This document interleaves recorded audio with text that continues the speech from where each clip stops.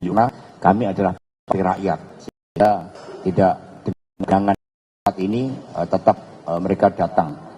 Juga ada naik gerobak dan sebagainya, luar biasa kreativitasnya. Dua, dari arahan Ibu Ketua Umum juga menegaskan bagaimana posisi PD Perjuangan sebagai partai penyeimbang. Itu secara historis terkait dengan makna kekuasaan yang berasal dari rakyat, secara ideologis tentang kekuasaan yang harus membawa keadilan, kesetaraan, dan juga pemenuhan terhadap cita-cita kemakmuran.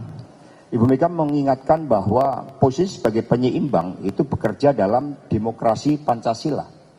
Partai tidak boleh bersikap reaktif apalagi destruktif, melainkan harus tampil sebagai kekuatan penyeimbang yang dewasa, ideologis, dan berakar kuat kepada rakyat. Karena itulah Ibu Mega menegaskan partai di dalam berjuang tidak dijalankan dengan kemarahan, bukan dengan serangan personal, dan bukan dengan konfrontasi kosong, tetapi partai dipimpin oleh ide, gagasan, imajinasi, cita-cita yang digali dari seluruh harapan rakyat dengan turun ke bawah dan disuarakan apa adanya sesuai dengan harapan rakyat tersebut. Karena itulah perjuangan partai itu juga didorong oleh kekuatan moral dan keberpihakan pada rakyat marhen. Dengan demikian fungsi penyeimbang di dalam menyampaikan sikap-sikapnya itu disampaikan juga dengan data, dengan research, dengan analisis kebijakan, dengan seluruh landasan argumentasinya. Sehingga penyeimbang itu juga membantu pemerintah negara. Penyeimbang itu juga membantu kepemimpinan dari Presiden Prabowo. Kemudian yang ketiga, Ibu Mega juga menyampaikan PD Perjuangan harus menjadi tempat rakyat mencari keadilan.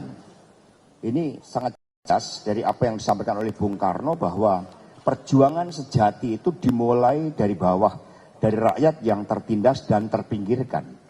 Bahkan gagasan-gagasan kemerdekaan Indonesia itu muncul dari penderitaan rakyat yang terjajah, dari rakyat marhen. Karena itulah muncul suatu cita-cita. Itu yang diteladankan oleh para pendiri bangsa kita. Kemudian yang keempat, komitmen PD Perjuangan bahwa pilkada harus dilaksanakan secara langsung. Ini ada kontrol sosial rakyat, ada aspek rakyat, kedaulatan rakyat, ada semangat reformasi yang dijalankan. Kalau ada kekurangan kita perbaiki, tapi kita tidak boleh menghilangkan atau mengganti bekerjanya kedaulatan rakyat, di mana rakyatlah yang menentukan pemimpinnya. Ibu Mega tadi menyampaikan berbagai argumentasi atas landasan historis, ideologis, filosofis, tetapi juga dengan memerhatikan bagaimana sejarah sehingga akhirnya reformasi itu lahir dan menempatkan kedaulatan rakyat untuk memilih pemimpinnya. Nah, rekan-rekan pers, di sini juga ada beberapa program-program yang sifatnya terobosan, misalnya dalam tata kelola partai, dalam perbendaharaan partai, mendapatkan sumber daya partai. Untuk itu kepada Mbak Yuke dipersilakan untuk menyampaikan terobosan yang diambil dalam rapat kerja nasional ini. Dipersilakan, langsung saja. Baik, makasih. Salah satu rekomendasi di Rakernas pertama 2026 Partai PD Perjuangan antara lain, tapi ini menjadi satu concern kami, yaitu mengenai manajemen tata kelola keuangan partai. Jadi kami, Partai PD Perjuangan, itu memang sudah sepakat untuk mengelola tata kelola keuangan partai dengan lebih profesional lagi. Untuk itu, pengawasannya juga harus berjenjang, sehingga kami akan direkomendasikan pada rekomendasi internal ini, yaitu pembentukan Badan Pemeriksaan Keuangan Internal Partai. Ini adalah tujuannya untuk kita bisa mengatur manajemen tata kelola partai, aset partai yang akuntabel, transparansi, dan efisiensi. Mungkin itu salah satu rekomendasi internal yang cukup prioritas di kebendaraan dan tata kelola aset sumber daya dan kebendaraan. Demikian mungkin Pak Sekjen.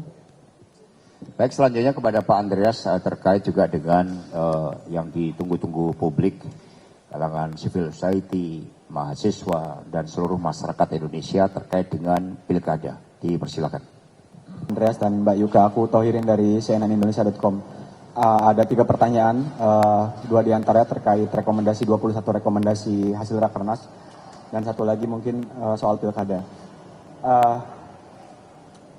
Soal rekomendasi itu pertama di poin 15 itu ada perubahan soal PDIP mendorong soal perubahan sistem politik lewat sistem multipartai. Mungkin bisa dijelaskan Pak Sekjen apa yang dimaksud dengan sistem multipartai itu. Terus yang kedua khususnya poin 17 sampai 20 itu terkait kuotak-kuotak, kalau di situ disebut soal beberapa reformasi TNI Polri. Terus juga poin 17 itu terkait dengan sinyal-sinyal otoritarianisme dari pemerintah. Apakah PDIP melihat bahwa saat ini ada sinyal-sinyal itu yang dipraktikkan oleh pemerintah, terutama setelah kasus beberapa rangkaian teror yang didapat influencer dan aktivis? Terus yang ketiga ini soal pilkada. Soal pilkada ini, apakah PDIP melihat bahwa ini bagian dari implementasi atau langkah konkret dari koalisi pemerintah untuk membentuk koalisi permanen, dan ini mungkin akan berdampak langsung terhadap PDIP di daerah jika nantinya itu akan disahkan lewat RUU Pemilu atau pilkada? Terima kasih. Baik, terima kasih. Jadi terkait dengan perubahan sistem politik, ya kita ini kan punya sistem politik yang khas, di mana para pendiri bangsa, khususnya Bung Karno, melakukan kajian yang mendalam terhadap sistem politik apa yang sangat cocok di Indonesia. Maka kemudian dirumuskanlah Pancasila itu. Sistem politik di mana nilai-nilai ketuhanan, kemanusiaan, kemudian kebangsaan, demokrasi yang dipimpin hikmat kebijaksanaan, dan semuanya berjuang bagi keadilan sosial. Dan kita juga punya tanggung jawab di dalam membangun ketertiban dunia, punya tanggung jawab global, tanggung jawab memuliakan kemanusiaan dan keadilan di dunia internasional. Jadi Pancasila punya visi geopolitik. Dan kemudian sistem pemerintahan kita kan presidensial. Bentuk negara kita negara kesatuan, sehingga harus ada satu lembaga di tingkat nasional yang punya kewenangan di dalam legislatif itu. Karena kita prinsip gotong royong, maka kita bersama-sama dengan pemerintah di dalam menghasilkan suatu undang-undang secara setara.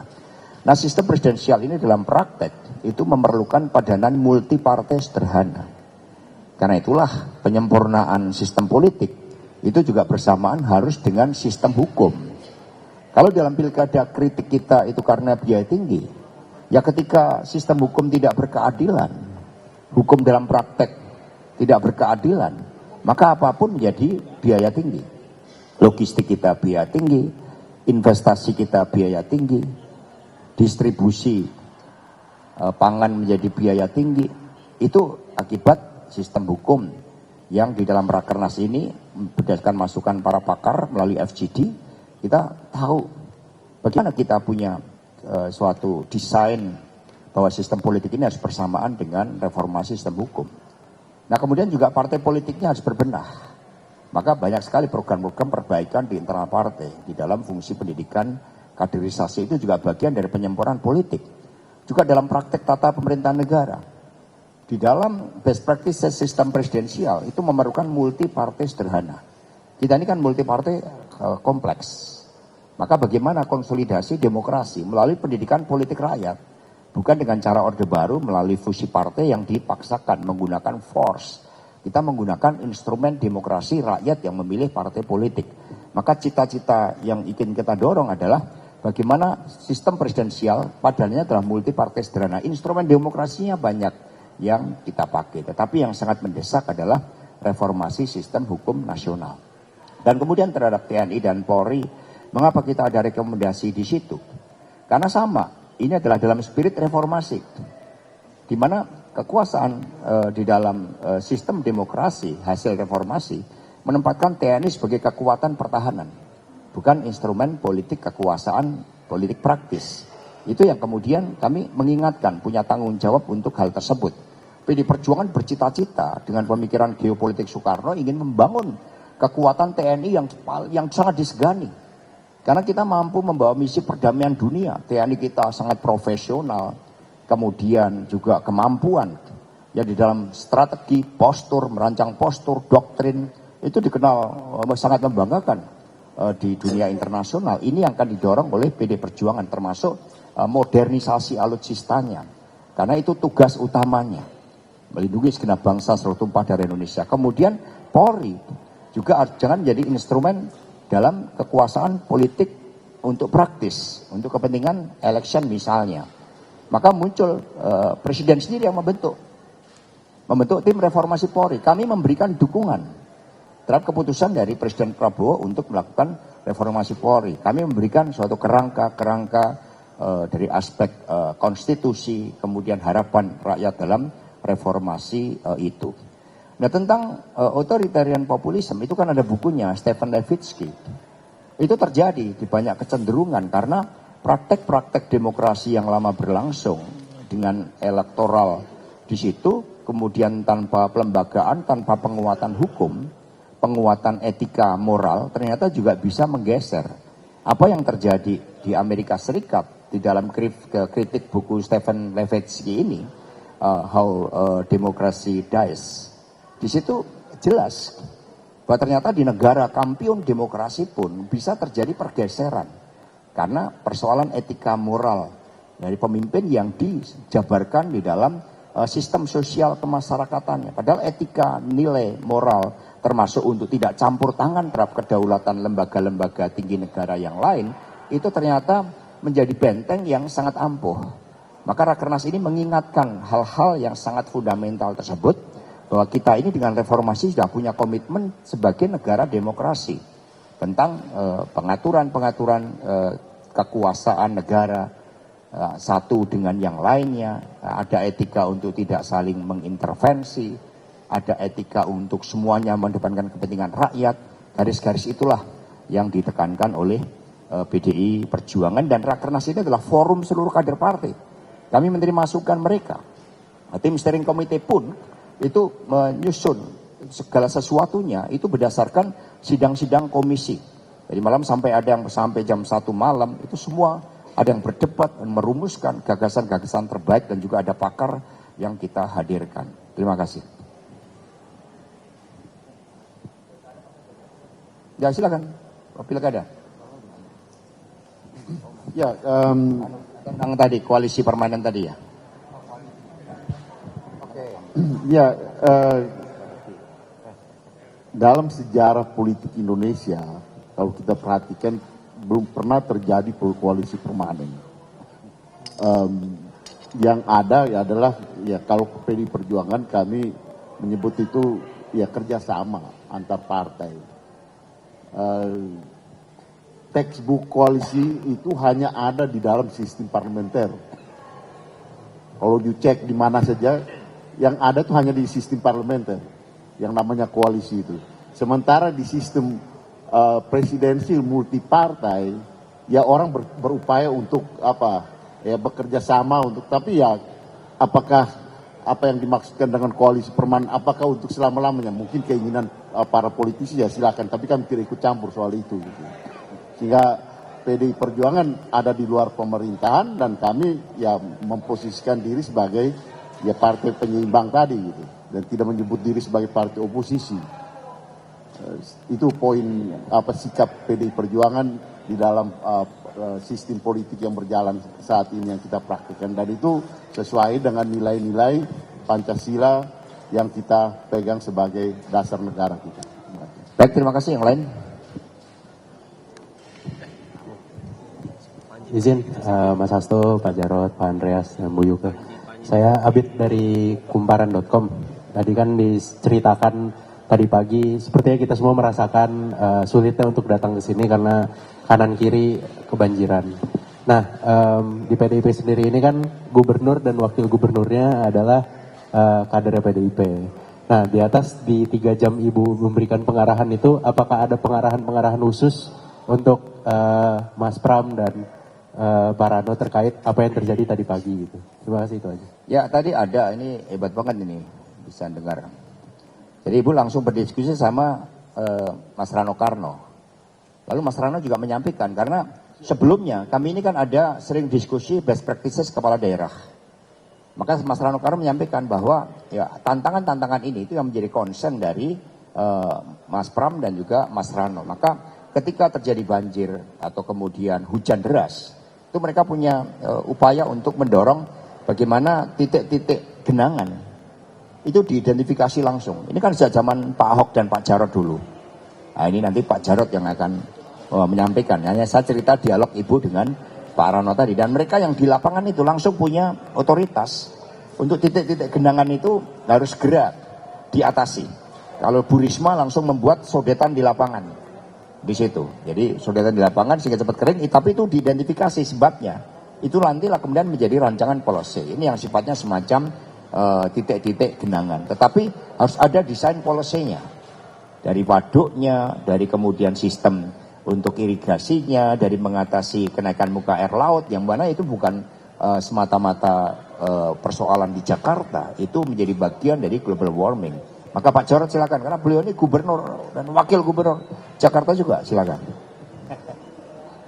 Iya, tadi Ibu dalam pidato itu juga menyampaikan bahwa waktu masuk sebelum pidato Pak Karno langsung kasih penjelasan pada Ibu, terutama terjadinya genangan air banjir di kawasan Ancol, gitu ya, dengan memasang beberapa pompa untuk menyedot itu. Persoalannya adalah untuk wilayah Jakarta Utara di sini, hujan yang deras kemarin itu juga diikuti dengan adanya rob, ya, naiknya air laut, sehingga air yang dari atas itu tidak bisa masuk ke laut. Harusnya sebetulnya ya sejak zaman dulu kala gitu ya, waduk-waduk sekitar sini harus tetap dikeruk, ya. Kemudian pintu-pintu air dibangun, ya. Jadi sebelum hujan turun itu waduk-waduk itu sudah dihabiskan dulu, airnya sudah dibuang ke laut, sehingga dia bisa menampung air hujan yang masuk, ya. Itu dilakukan terus-menerus, ya. Tetapi tadi dengan hujan yang mulai subuh sampai tadi, ya, itu tidak mampu pompa-pompa itu, apalagi dengan rob, ya. Dengan demikian maka penanganan banjir di Jakarta ini harus memang berkelanjutan terus-menerus, ya, tidak boleh sepotong-sepotong, ya. Termasuk juga zaman kita dulu itu kita berkeinginan untuk membangun giant seawall. Hati-hati waktu itu, ya. Karena apa? Karena air laut itu naik terus. Dan kalian tahu beberapa bendungan itu sudah mulai retak-retak dan bocor. Makanya harus perkuat. Tapi ke depan dengan adanya global warming, ya, pemanasan global. Jadi masih tidak sederhana itu. Memang kemarin itu hujannya sangat luar biasa. Tapi alhamdulillah sekarang sudah surut, Pak Sekjen, ya. Dan ini surutnya ini sejak dipimpin oleh Pak Pram dan Bang Dul lebih cepat, termasuk di daerah kami. Jadi begitu, ya. Baik, ada lagi? Cukup, ya? Perempuan dulu. Oh, ya, silakan. Jangan sulit-sulit. Dalam konferensi pers, jadi jangan sulit-sulit. Selamat sore Mas, Bapak, Abang, Ibu, saya Putu dari Kompas TV. Tadi sebetulnya sih sudah dijelaskan rinci sekali, apalagi sudah menjadi rekomendasi partai terkait dengan pilkada langsung. Tapi kan kalau kita lihat kembali secara real ke DPR, mayoritas ini kan sikapnya sepakat bahwa nanti akan dipilih oleh DPR. Nah, DPRD. Nah, makanya tadi kan banjir ada bukti konkretnya akan seperti apa. Nah, kalau untuk pilkada langsung sebagai single fighter nanti di DPR apa yang akan dilakukan? Itu sama penjelasan lebih rinci lagi juga soal multi partai, Mas. Apakah ini juga maksudnya nanti arahnya meminimalisir partai-partai kecil seperti misalnya Projo kan katanya mau jadi partai gitu. Terima kasih. Baik, jadi ini kan juga masih wacana, dan dalam wacana itu Rakernas menyampaikan sikapnya. Kami kan juga intens berdialog, ya, dengan pimpinan-pimpinan fraksi, dengan partai politik, karena pada dasarnya kan semua gagasan itu kan untuk Indonesia, untuk rakyat. Maka namanya DPR RI, Dewan Perwakilan Rakyat. Ya, mereka representasi dari rakyat. Sehingga nggak benar kalau dikatakan kami sendirian, ya, karena kami membangun komunikasi. Maka tadi Ibu Mega memberikan penjelasan tentang fungsi-fungsi penyeimbang. Penyeimbang itu ada dialog, penyeimbang itu ada data, ada argumen, dan itu sehat di dalam demokrasi. Jadi kami bersama-sama mengkomunikasikan termasuk hasil Rakernas ini juga dengan fraksi-fraksi, dengan sesama kader partai lain, sehingga akan tercapai suatu kesepahaman. Toh basisnya semuanya ingin, kami yakini ingin menjaga bahwa rakyatlah yang berdaulat, karena itu makna yang sangat substansial dari demokrasi. Ya, terima kasih. Jadi artinya yang bahwa itu wacana itu disampaikan dengan poin berkaitan dengan efisiensi kan. Jadi di dalam Rakernas ini kami juga memberikan solusi. Kalau bicara soal efisiensi, kita bisa mengefisienkan itu pada ya proses pelaksanaan pemilunya. Kita juga bisa mengefisienkan itu di dalam bagaimana mekanisme kampanyenya. Kalau poinnya berkaitan dengan efisiensi tadi gitu. Tapi jangan mengambil kembali hak rakyat untuk memilih. Hak yang sudah diberikan. Nah itu harganya jauh lebih mahal daripada biaya politik pemilu gitu.